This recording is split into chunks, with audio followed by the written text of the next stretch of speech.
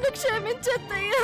ఆ కాళ్ళు పట్టుకుని అడిగితే ఏం లాభం? లే, ఈ విషయం ఇంట్లో వాళ్ళందరికీ తెలిస్తే ఏమవుతుందో తెలుసా? నాన్నకి తప్ప ఈ విషయం అందరికీ తెలుసత్తయ్యా. ఇదెవడో దారిన పోయే దానయ్యని ప్రేమిస్తే అందరూ కలిసి ఏదో గొప్ప పని చేసినట్టు దాచిపెడతారా? భద్రావతి కూతురికి బుల్లిరాజు గారితో పెళ్లి జరిగిందని మీరందరూ చంకలు గుద్దుకుంటున్నారు. జరగరానిది ఏదైనా జరుగుంటే దాని కూతురు స్థానంలో ఇది ఉండేది.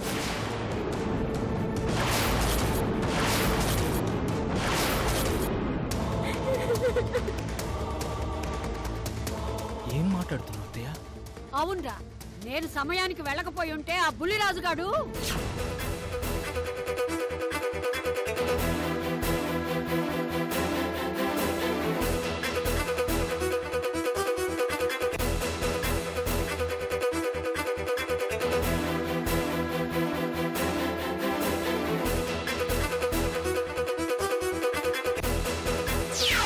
దీని మెళ్ళో తాళి కట్టాల్సిన పరిస్థితి వచ్చేది.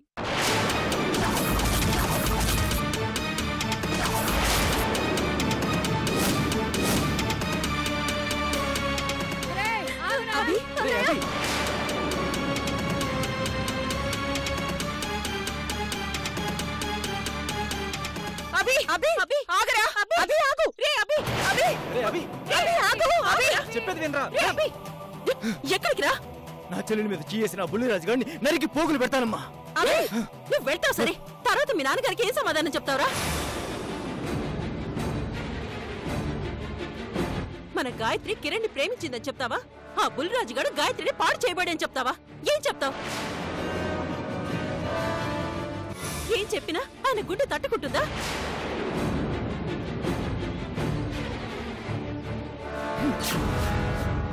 ఈ బుద్ధి ఇప్పుడు కాదు శకుంతల, ముందే ఉండాలి. ఏం చేయమంటారు? కన్న బిడ్డని చేతులారా చంపుకోమంటారా?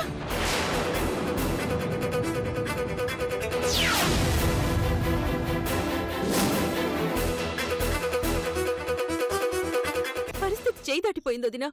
వేరే దారి లేకపోయింది. అందుకే చూస్తూ చూస్తూ ఆలారముద్దుగా పెంచుకున్న బిడ్డను దూరం చేసుకోలేక అందరం కలిసి నిర్ణయం తీసుకున్నాం. గాయత్రి వల్ల ఒక పొరపాటు జరిగిపోయింది. ఆ పొరపాటు సరిదిద్దుకోవడానికి ఇలా చేశాం. మేం చేసింది తప్పైతే మమ్మల్ని క్షమించండి. స్నేహితుడు కూతురు తప్పు చేస్తేనే తట్టుకోలేకపోయిన వాడు తన కూతురు తప్పు చేసిందని తెలిస్తే తట్టుకోగలడా?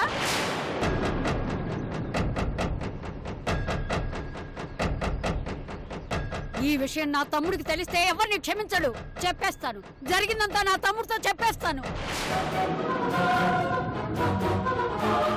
అత్తయ్య చెప్పేది అర్థం చేసుకో.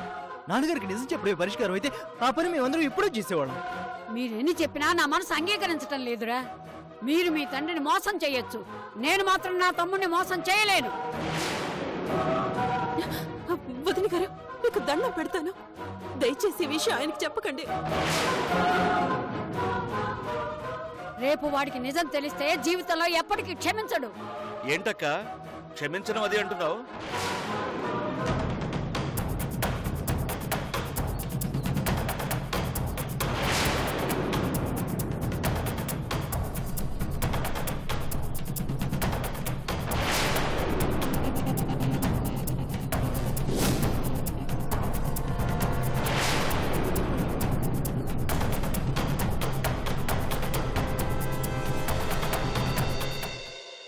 ఏంటి అందరూ ముభావంగా ఉన్నారు? ఏం లేదురా, ఆ గోడౌన్ దగ్గర జరిగిన విషయం గురించి అందరం చర్చించుకుంటున్నాం. అవును నాన్నగారు, ఆ విషయం అత్తయ్యకి గాయత్రికి తెలియదు కదా, అదే చెప్తున్నా అంతే. ఏమ్మా, క్లాస్ నుంచి ఇప్పుడే వచ్చావా? అవును నాన్నగారు. ఏమైనా తిన్నావా? తిన్నాను నాన్నగారు. అలా ఉన్నావేమ్మా, ఏమైంది? కళ్ళేంటి ఎర్రగా ఉన్నాయి? అది గాయత్రి కంటూ నలకపడితేను. నలక ఏది చూడండి. లేదు నాన్నగారు, ఇప్పుడు వచ్చేసింది. జాగ్రత్తమ్మా. అలాగే నాన్నగారు. పద, రెస్ట్ తీసుకుందు కదరా.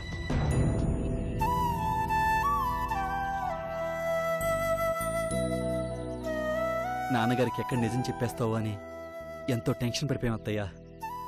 ఎలా చెప్పగలనరా? చూసావుగా, దాని కంట్లో నలక పడిందని చెప్తేనే ఎంత బాధపడిపోయాడు. ఇక అది ప్రేమలో పడిందని తెలిస్తే తట్టుకోలేడ్రా.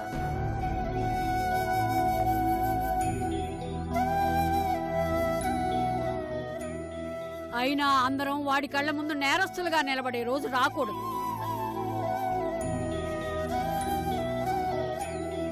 మీ సహాయం మాకుంటే అన్నీ సవ్యంగా జరిగిపోతాయి వదిన గారు.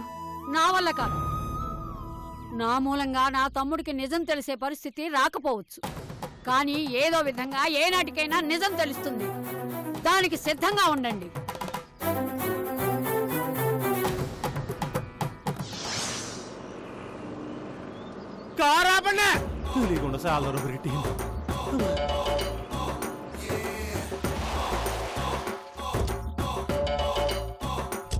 అమ్మగారు, మా బుల్రాజు గారు ఏరండి? శ్మశానంలో చిల్లర ఏరుకుంటున్నారా? చమత్కారాలు ఆపి నిజం చెప్పండి. చమత్కారాలేట్రా చమత్కారాలు? గాలి విధవా. పెళ్ళి అయిపోయిందంట కదా, కొత్త జంటకి హారతిద్దామని వచ్చాను అమ్మగారు. హారతంట హారతి. ఇగో బుల్రాజు, బస్తాలు విసిరేసిన పిస్తాలా ఉండేవాడు, రసం తీసిన చెరుకులా ఇలా అయిపోయేటి. ఇటువైపు నువ్వు గాని ఆడు గాని కనిపించారో లారీతో గుద్దించేస్తా. అమ్మగారు, ఏం ముహూర్తాన మా బుల్రాజు తోటి అత్తారింటికి వచ్చినట్టు ఆ దూకుడేంటని అన్నారు. మా బుల్రాజు నిజంగానే అల్లుడైపోయాడండి. చెత్త విధవా, ఇంకోసారి ఆ మాట అన్నావంటే నాలికి కోసేస్తాను. నా కూతురి కాలి గోటికి కూడా పనికిరాడు వాడు. అల్లుడు లేదు, తోటకూర కట్టాలేదు.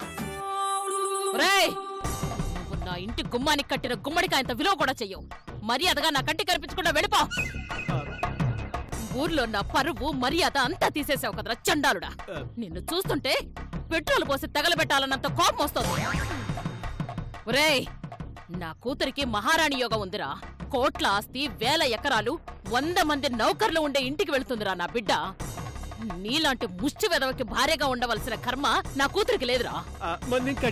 వాడు కట్టిన తాళంటమ్మా, తెంచి వాడు మొహాన్ కొట్టు. భద్రావతి గారు, ఆ తాళి తెంచి కొడితే మళ్ళీ రచ్చమణ దగ్గరికి రావాల్సి వస్తుంది. నువ్వు వెళ్ళవయ్యా, వెళ్ళ. అత్త అత్త అనొద్దన్న చెత్త వెదవా. ఎంత కర్ణ కఠోరం. ఒరేయ్, మర్యాదగా ఇక్కడి నుంచి పోరా, లేదా తన్నులు తింటావా? చూసావా, నా పిల్లానికి ఎప్పుడే నా మీద ప్యాంపుట్టుకొచ్చేస్తుంది. అమ్మా, పెరట్లో మేకలున్నాయి, గేదెలున్నాయి, ఇంటి ముందు కోళ్లున్నాయి, కుక్కలున్నాయి. ఈ రోజు నుంచి బుల్లిరాజు కూడా ఉంటాడు. రేయ్, విన్నావుగా? నా కూతురి మనసులో నీ స్థానం ఏంటో విన్నావుగా? దాని మెడలో నువ్వు కట్టిన తాళి ఉన్నంత వరకు నువ్వు నా ఇంటి ముందు కాపలా కుక్కవే తప్ప నా కూతురికి భర్తవి కాలేవు. పదమ్మా. ఏటు బుల్రాజు ఇది? నేను చూస్తుందే వింటుందా అంతా నిజమేనా? అయినా నువ్వు ఒక పండు కొడితే ఇంకో పండు పడిందేటి? గాయత్రి వదిన మెడలో తాలి కట్టి ఆ ఇంటికి అల్లుడు అయ్యి పెద్దరాడి సినిమాలో మోహన్ బాబులో నడుచుకొని వస్తావు అనుకుంటే సీన్ అంతా రివర్స్ అయిందేటి? అసలు ఇదంతా ఎందుకు జరిగిందో తెలుసా బుల్రాజు? ఎందుకురా? నీ పక్కన లేకపోవడం మూలన. నిజం చెప్పు. నీ పక్కన నేను లేను కాబట్టి బతికిపోయాను. నొప్పులు ఎక్కువైపోయినా అడుగు పట్టేసినట్టుంది. నిప్పించరా? నీకోసం ఆ మాత్రం చేయలేనాడు బుల్రాజు. రా, నన్ను ఎత్తుకో. మళ్ళీ మోతలు వాటర్ కావాలన్నావు కదేంటి?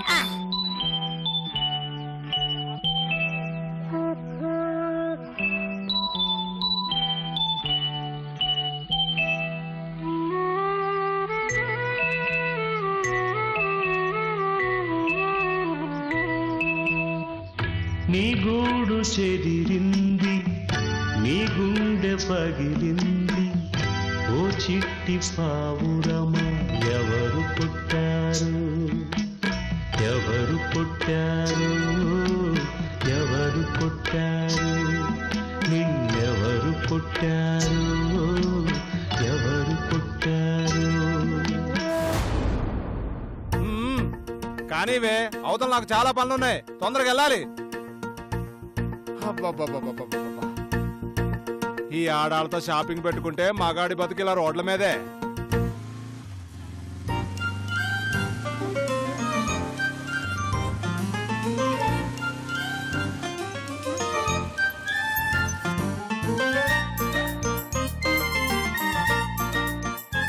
అనే 10 నిమిషాలు వచ్చేస్తానే. ఎక్కువ లేట్ చేయకుండా 10 minutes లో వచ్చారే. నేను చెప్పింది కూడా అదే. అదేంటి మరి నాకు ఇంకోలా అనిపించింది? లెఫ్ట్ రైట్ ప్రాబ్లం వచ్చినట్టుంది, చూపించుకో. ఇప్పుడే వస్తా.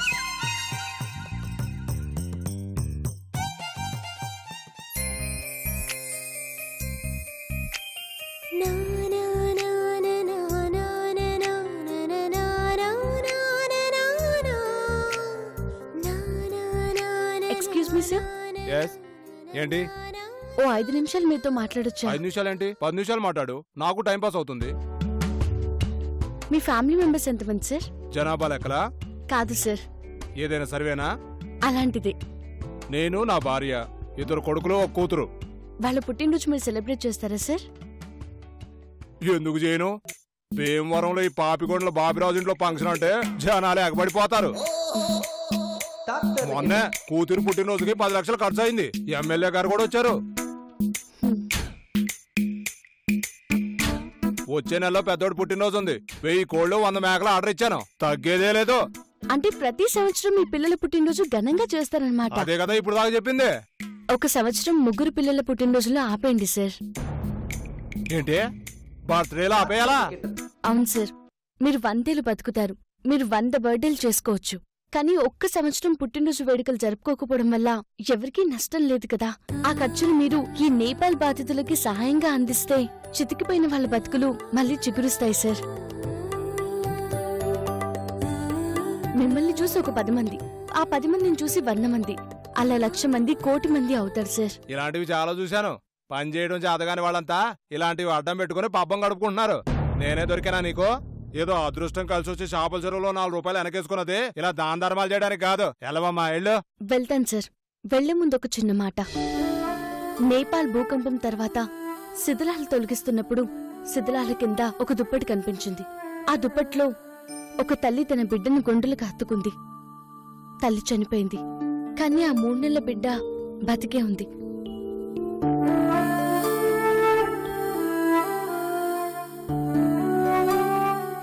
మీ బిడ్డకి మీరు బిర్యానీ పెడతారు, ఈ బిడ్డకి అన్నం ఎవరు పెడతారు సార్? ప్రపంచం మొత్తం మీద 936 మిలియన్ పీపుల్ ఒక్క పూట అన్నం కూడా లేక ఆకలితో చచ్చిపోతున్నారు. 160 కోట్ల మంది ఉన్న మన దేశ జనాభాలో 100 కోట్ల మంది సంవత్సరానికి ₹1 తీస్తే చాలు సార్. మనం 100 గ్రామాల్ని దత్తత తీసుకోవచ్చు. మీరు డబ్బులు నాకు ఇవ్వాల్సిన అవసరం లేదు. డైరెక్ట్ గా PM రిలీఫ్ ఫండ్ కి పంపించండి చాలు. ఒక అవేర్నెస్ కోసం ఇలా చేస్తున్నానే తప్ప ఇందులో సొంత లాభం ఏమీ లేదు. తప్పకుండా పంపించండి.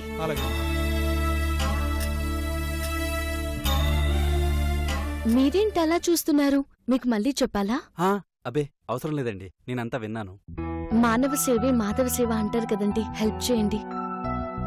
వి can't help everyone, but everyone can help someone. మనం అందరికీ సహాయం చేయలేకపోవచ్చు, కానీ అందరం కొందరికి మాత్రం సహాయం చేయగలం. ఏమంటారు? అక్షరాల నిజమండి. అయితే సహాయం చేస్తారు కదా? ఇప్పుడే ఇస్తానుండండి. ఏటీఎం నుంచి డ్రా చేసి తీసుకొస్తాను. వద్దండి, మీరు డైరెక్ట్ గా ప్రైమ్ మినిస్టర్ రిలీఫ్ ఫండ్ కి పంపించండి. ఎక్స్క్యూజ్ మీ, మీరు స్టూడెంటా? లేదు సార్, జీతం కోసం జాబ్ చేస్తున్నాను. తృప్తి కోసం నెలకోసారి ఇలాంటి పనులు చేస్తుంటాను.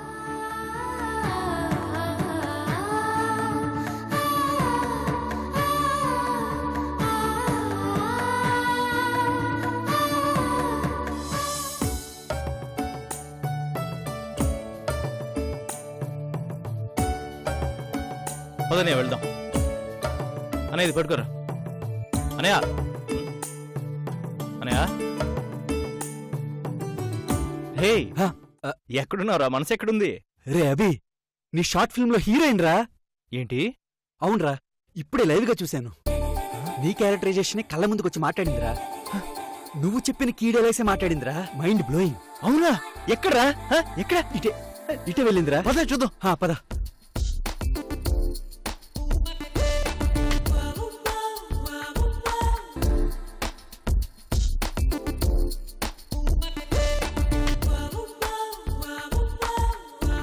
ఎక్కడన్నయ్యా? ఎవరు లేరు. ఎక్కడన్నయ్యా? బ్యాడ్ లక్ రాబీ, మిస్ అయ్యావు.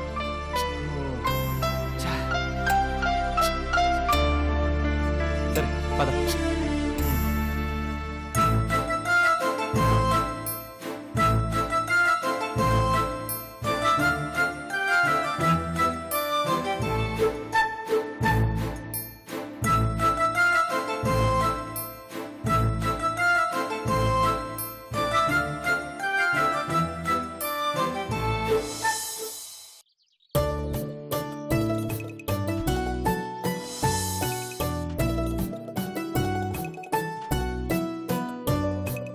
తీసుకోమ్మా.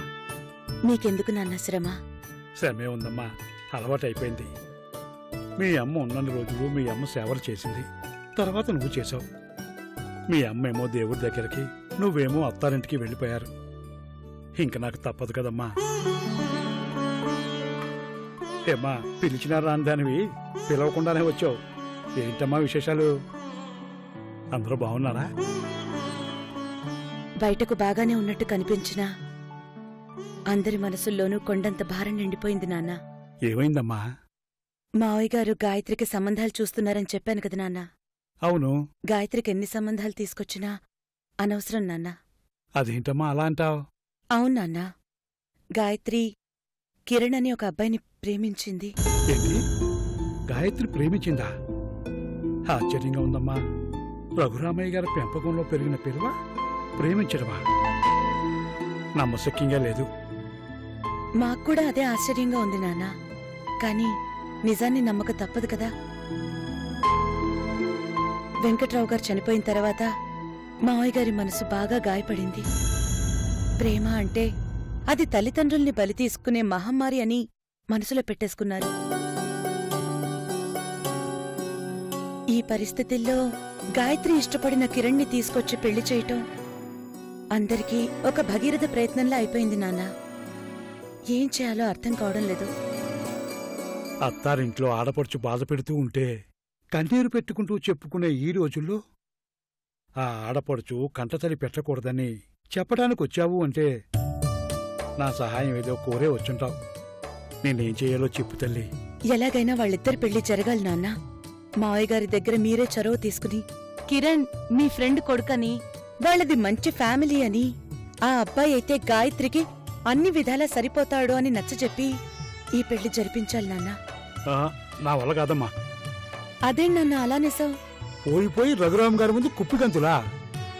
మీరొచ్చి చెప్తేనే మావయ్య గారికి నమ్మకం కలుగుతుంది నాన్న. ఇప్పుడు కలుగుతుందమ్మా, తర్వాత పోతుంది.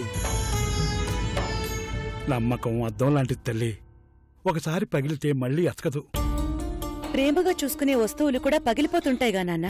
వాటిని అతికించుకుని మళ్ళీ చూసుకుంటాం. అంత మాత్రాన ప్రేమ పోయినట్టా? నమ్మకం కూడా అంతే నాన్న. నువ్వు క్లారిటీ ఇచ్చావో, నన్ను ఒప్పించడానికి కన్ఫ్యూజ్ చేసావో తెలియదు గాని నీ మాటలు వింటుంటే నా వంతు సాయం చెయ్యాలని అనిపిస్తుందమ్మా. నా కూతుర్ని మహాలక్ష్మిలా చూసుకుంటున్న ఆ కుటుంబానికి చిన్న మేలు చేయగలిగితే నాకదే సంతోషం అమ్మా. రేపే వచ్చి రంగంలోకి దిగుతాను. ఆ అబ్బాయి ఫ్యామిలీ డీటెయిల్స్ అన్నీ చెప్పమ్మా.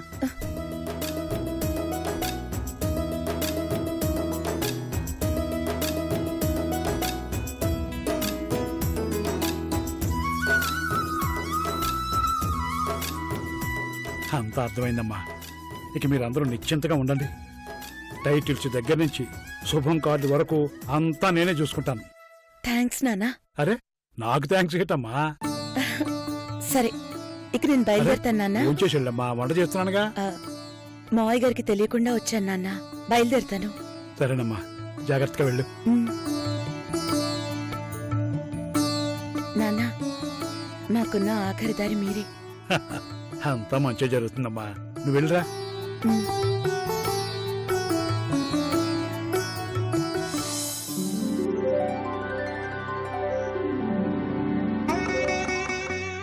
హలో పరంధాముడు, నేన్రా రాసమ్మని.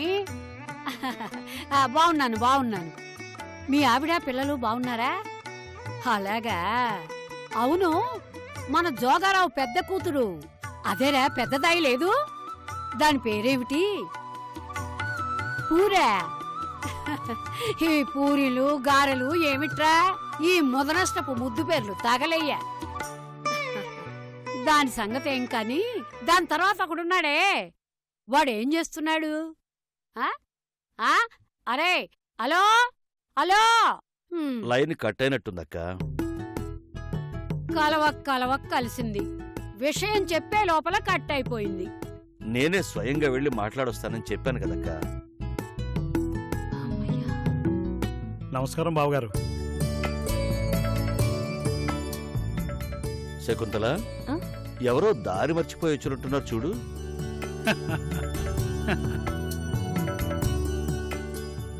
నా మీద ఏమన్నా కోపం ఉంటే డైరెక్ట్ గా నన్ను తిట్టండి బావగారు. సరే గాని ముందు కూర్చోండి. అమ్మా సునంద, మీ నాన్నగారు వచ్చారమ్మా. వస్తానతయ్యా. ఏమిటయ్యా విశేషాలు? పక్కూర్లో చిన్న పనుండి వచ్చానమ్మా. దారిలోనే కదా ఒకసారి కలిసి వెళ్దామని వచ్చాను. అదే కదా, ఏ పని పెట్టుకోకుండా మా ఇంటికి మీరెప్పుడు రావాలి? బంధువు అప్పుడప్పుడు వస్తే ఎప్పుడెప్పుడు వస్తాడా అని ఎదురు చూస్తారంట. ఎప్పుడు ఇంటి మీద వాళ్ళ కాకిలా ఉంటే తరిమేస్తారట. మీ కంటికి మేము అలా కనిపిస్తున్నావా? అబ్బే, ఏదో తమాషాగా అన్నాను బావగారు, మనసులో పెట్టుకోకండి. ఎప్పుడొచ్చారు నాన్నా? ఇప్పుడేనమ్మా. వస్తున్నట్టు ఫోన్ కూడా చేయలేదు. అదేంటి సునంద, నిన్నే కదా మీ నాన్న కలిసావు?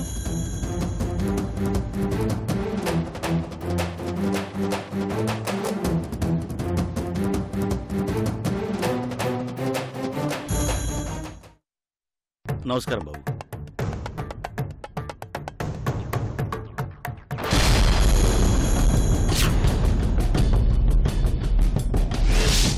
నువ్వు ఆ రోజు మా ఊరి ఉత్సవాల్లో భీముడురా ఎత్తినవాడివి కదూ?